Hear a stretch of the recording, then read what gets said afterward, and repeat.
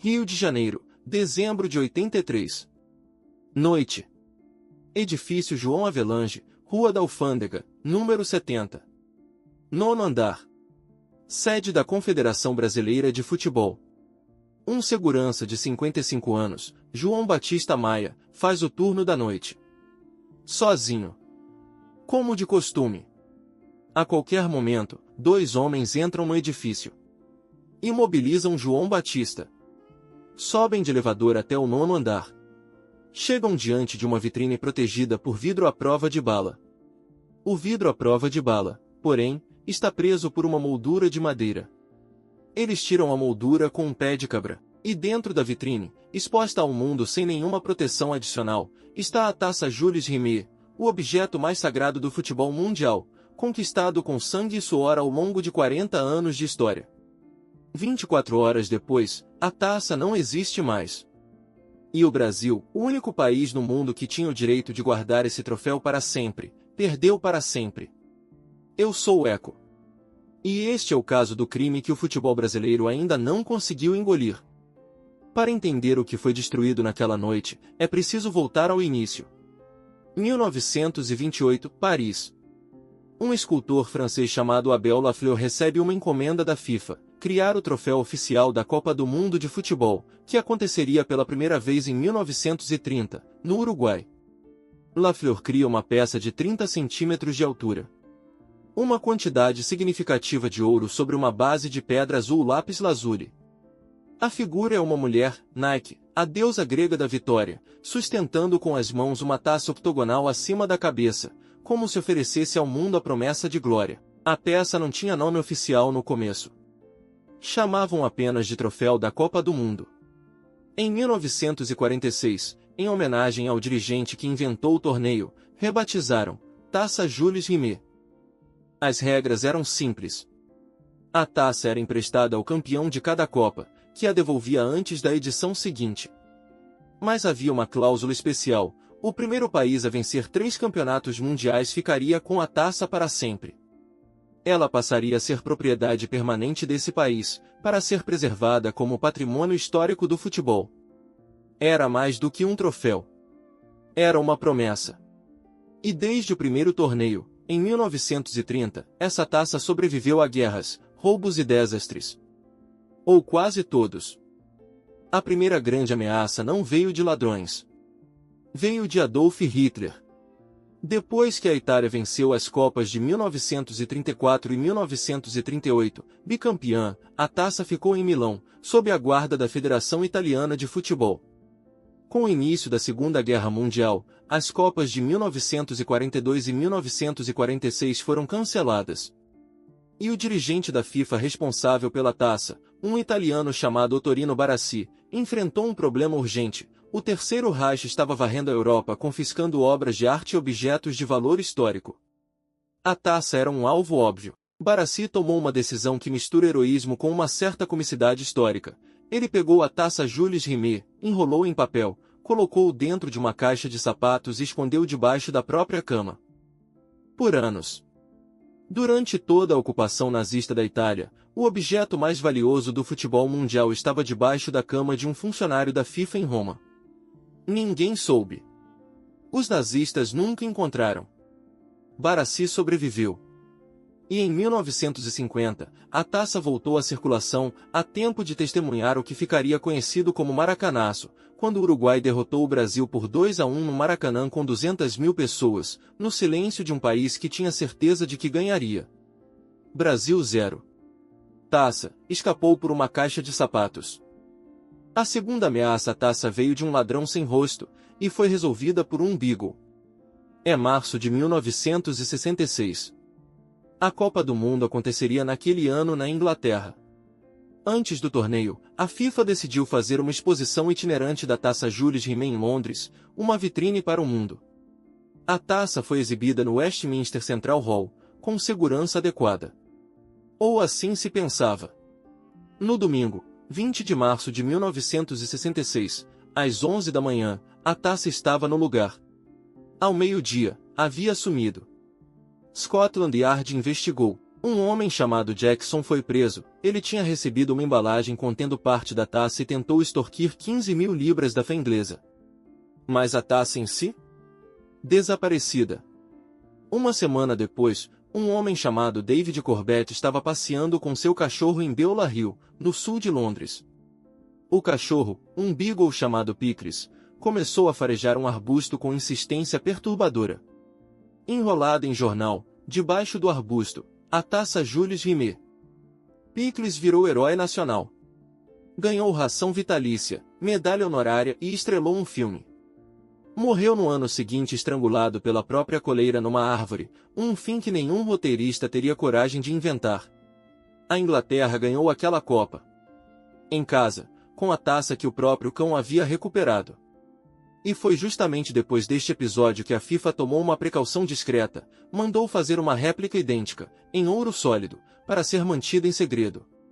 Caso o original voltasse a desaparecer, fato que um assessor da CBF usou para fazer um comentário que o tempo iria transformar em ironia pura, esse sacrilégio jamais seria cometido no Brasil, porque aqui até mesmo os ladrões eram apaixonados por futebol.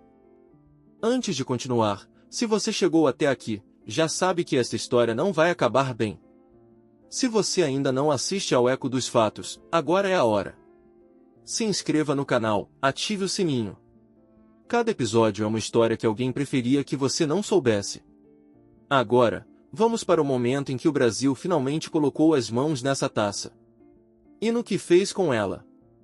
1958, Suécia. Um garoto de 17 anos chamado Edson Arantes do Nascimento marca 2 gols na final, chora no ombro do goleiro sueco e inaugura a era do Brasil no futebol mundial. O capitão Bellini levanta a taça Jules Rimet pela primeira vez com as mãos brasileiras, e o gesto de segurar o troféu acima da cabeça, que parece óbvio hoje, foi uma invenção dele. Os repórteres pediram que levantasse mais a taça para poder fotografar, e Bellini simplesmente esticou os braços. 1962, Chile. Garrincha, o anjo de pernas tortas, carrega o time inteiro nas costas depois que Pelé se machuca. Brasil bicampeão. 1970, México. A final que muitos consideram a mais bela da história. Brasil 4, Itália 1. Jairzinho, que marcou em todos os jogos, Rivelino, Tostão, Clodoaldo e Pelé. Pelé que depois diria: fui eu quem inaugurei a era do beijo na taça. Carlos Alberto Torres, o capitão, levanta o troféu com um sorriso que parecia dizer que aquilo estava certo com o universo. Com a terceira conquista, a regra entrou em vigor. A taça Jules Rimet saía da circulação para sempre. Não haveria mais Copa disputando aquele troféu, a FIFA mandaria criar outro, o troféu FIFA, que existe até hoje. A Jules Rimet pertencia ao Brasil. A taça chegou ao Rio de Janeiro. Foi instalada na sede da CBF, no edifício João Avelange, centro do Rio. Numa vitrine do 9º andar. Por 13 anos, o Brasil foi o guardião oficial da maior relíquia do futebol mundial. 13 anos de descuido, de incompetência administrativa e de uma ironia que, quando finalmente veio à tona, deixou o país sem palavras.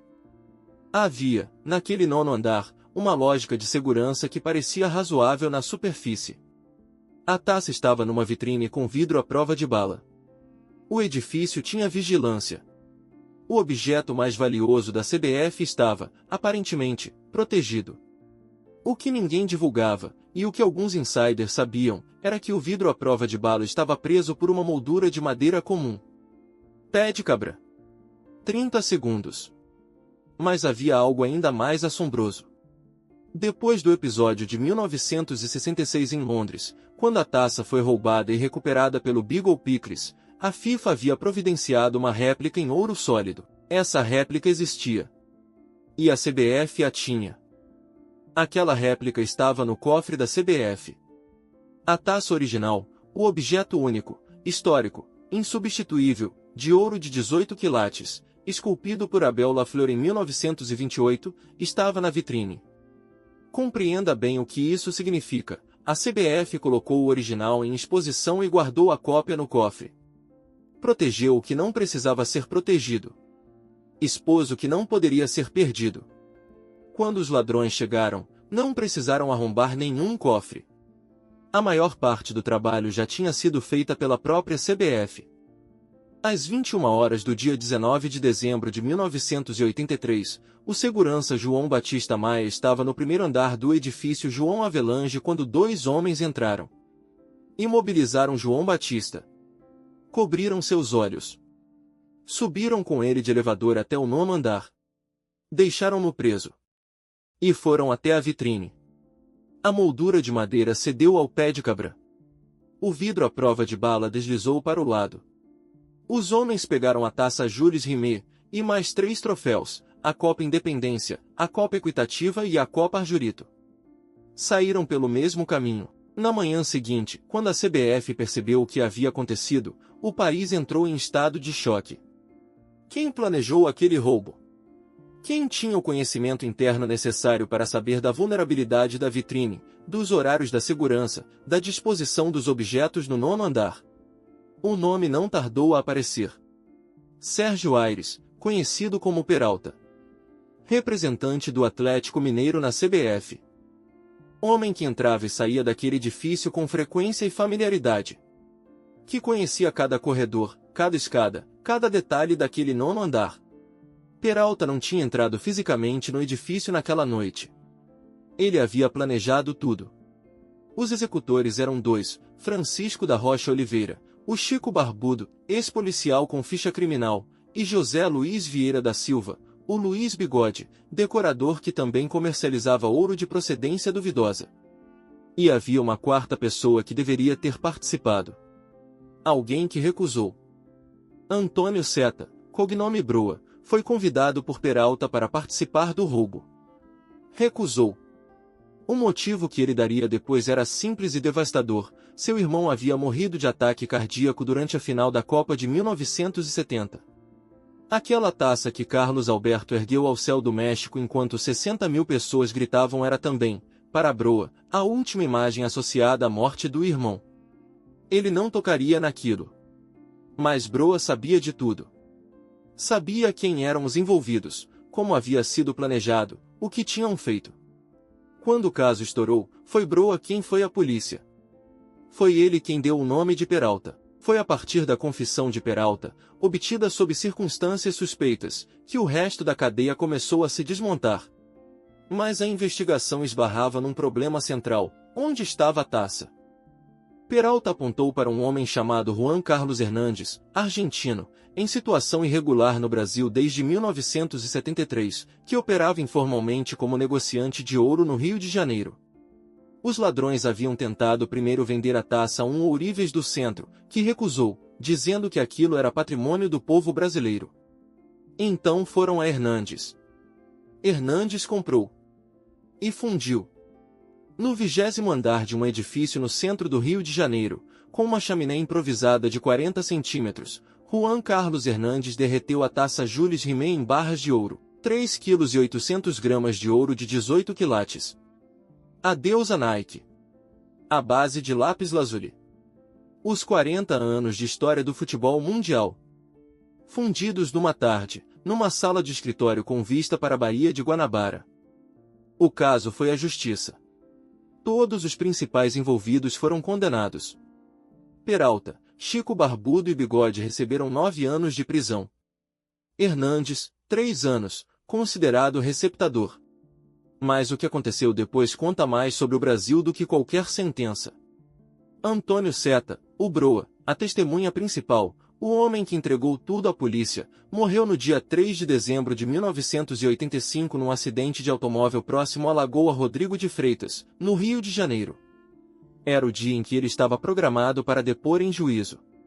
Nunca ficou provado que foi assassinato, nunca ficou provado que foi acidente. O processo seguiu sem sua testemunha mais importante. Francisco Chico Barbudo foi assassinado a tiros no dia 28 de setembro de 1989, por 5 homens não identificados, em circunstâncias que nunca foram totalmente esclarecidas. Sérgio Peralta foi preso em julho de 1994, conquistou liberdade condicional em setembro de 1998. Morreu de ataque cardíaco em agosto de 2003. Luiz Bigode cumpriu pena e foi solto em condição condicional em 1998. Vive no Rio de Janeiro até hoje. Não fala sobre o caso. Juan Carlos Hernandes fugiu do Brasil para a França em 1988. Foi preso em Paris por tráfico de drogas, cumpriu 7 anos de prisão. Depois disso, ninguém mais o viu. As barras de ouro apreendidas pela polícia, avaliadas em 24 milhões de cruzeiros, foram guardadas como prova. 20 anos depois, quando o caso voltou aos autos, o que havia no lugar das barras de ouro era uma barra de latão. Alguém havia trocado o ouro por latão durante o tempo em que as provas ficaram sob custódia judicial. Ninguém foi responsabilizado pela troca. A taça Jules Rimet não existe mais. O que existia, o que Abel Lafleur esculpiu em 1928, o que sobreviveu à Segunda Guerra Mundial numa caixa de sapatos, o que um Beagle encontrou num arbusto em Londres, o que Carlos Alberto Torres ergueu ao céu do México em 1970. Isso virou ouro fundido numa tarde de dezembro de 1983, numa sala de escritório no centro do Rio de Janeiro. O Brasil tem hoje uma réplica. Está no Museu da CBF. É bonita, tecnicamente correta, certificada pela FIFA como substituto oficial. Mas a réplica, a cópia, estava no cofre naquela noite. A original estava na vitrine. E isso, mais do que qualquer falha de segurança, mais do que qualquer detalhe operacional do crime, mais do que qualquer destino misterioso dos envolvidos, é o fato que permanece indigesto. O único país no mundo com o direito de guardar aquele objeto para sempre escolheu proteger a cópia e expor o original.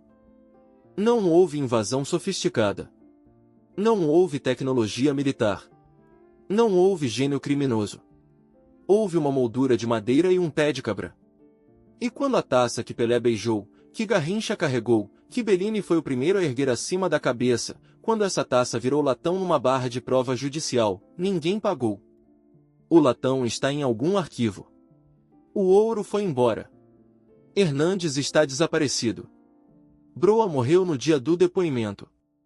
A testemunha principal do caso mais simbólico da história do futebol brasileiro foi a público, entregou tudo o que sabia, e não chegou ao tribunal. Hoje, quando o Brasil fala dos seus 3 campeonatos com aquela taça, 1958, 1962, 1970, fala de um objeto que não existe mais. De uma vitória que pertenceu ao país e que o país não soube guardar.